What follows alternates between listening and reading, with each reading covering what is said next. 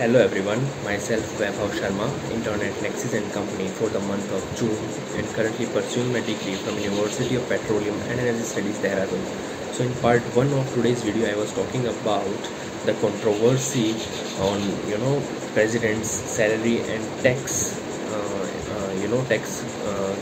slab. We are talking about in the part 1 of the video. So in part 2 of the video I will talk about will Gujarat prohibition act 1949 जो कि है वो change होगा, जो कि liquor ban के ऊपर, जो कि एक हमारी वीडियो आज की है, Gujarat liquor prohibition challenged in high court of Gujarat के हाई कोर्ट में जो लिकर बैन किया गया था गुजरात में, उसे चैलेंज किया गया है। तो आइए उसी से जुड़े कुछ बात करते हैं। तो हुआ क्या, what happened actually was the Gujarat prohibition act of 1949 is challenged before the Gujarat High Court more than 7 decades after it came into effect as the Bombay Prohibition Act. The court is to give its verdict soon on this to maintain on the maintainability of the petitioners. तो ये prohibition जो act है 1949 का Gujarat prohibition act है, आखिरकार ये इसकी origin क्या हुई थी? तो the first hint of the prohibition of liquor was through the Bombay आबकारी एक्ट ऑफ 1878। ये आज़ादी से पहले का एक्ट था, बॉम्बे आबकारी एक्ट, जो कि प्रोहिबिशन ऑफ लिकर से रिलेटेड था, शराब बैन से रिलेटेड था। The act dealt with levying of duties on intoxicants among other things and aspects of prohibitions by amendments made in 1939 and 1947. As per the statement of objects and reasons, the policy of prohibition was initiated in 1939, and soon after the initiation the popular government went out of the office, and for the various reasons and enforcement of the policy reminded the dormant.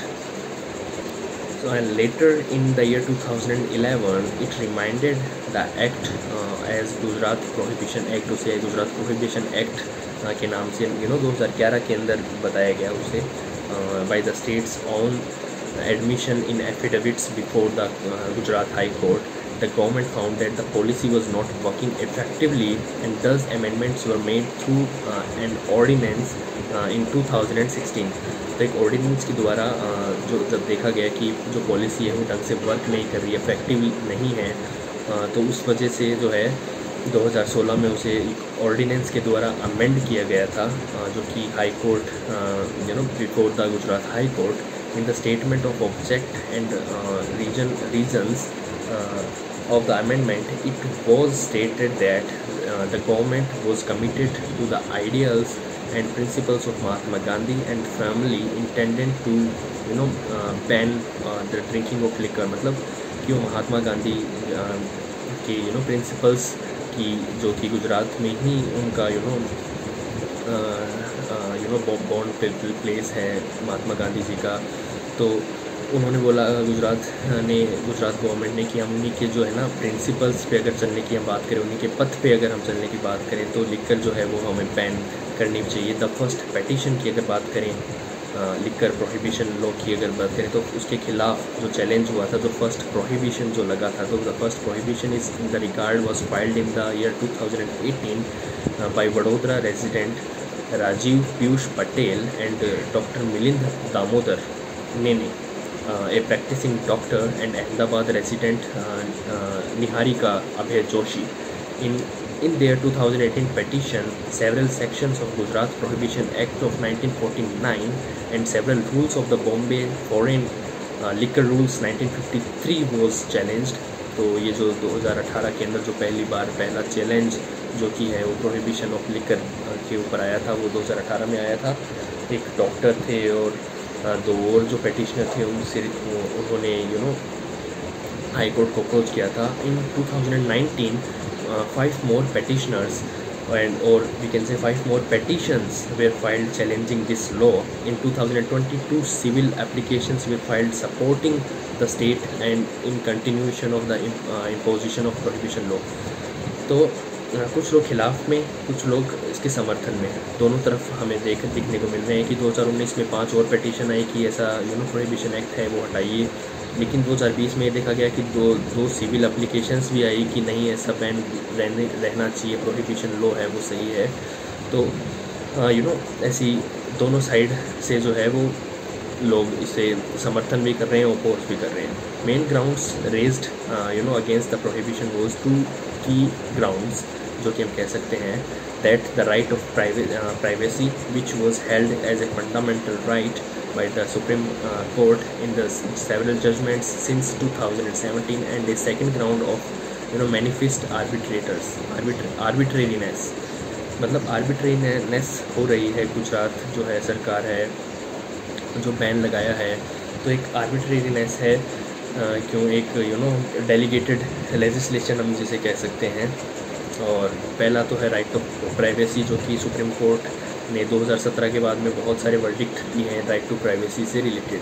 तो ये कुछ grounds हैं जिनके base पे जो है इस जो एक्ट है, इस लिकर प्रोहिबिशन जो एक्ट है, इसे अपोज जो है वो किया जा रहा है इन Gujarat.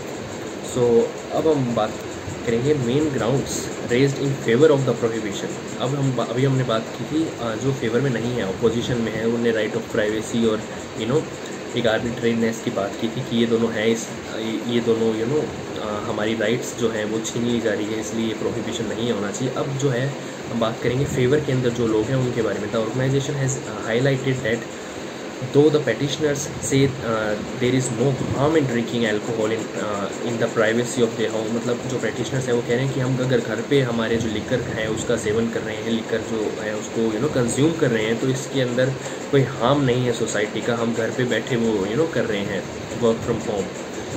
Most of the domestic violence crimes against womens and childrens and committed behind the doors, कि जो डोमेस्टिक वायलेंस जो चिल्ड्रंस को, जो महिलाओं को फेस करना पड़ता है, वो बिहाइंड द डोर्स ये हम कहें तो फेस करना पड़ता है। क्योंकि हमने देखा है कई ऐसे मामले हैं, कई ऐसे जैसे औरतें हैं जो कि वो मामलों को लेके कोर्ट तक नहीं आती, कोर्ट को अप्रोच नहीं करती, वो मुद्दे दब जाते हैं कि डोमेस्टिक वायलेंस के अंदर वो मुद्दे दब जाते हैं। To support its assertions, AWAG has cited examples of Nirbhaya gang rape case, Jessica Lal murder case, Unnao rape case, जो कि ये बहुत ही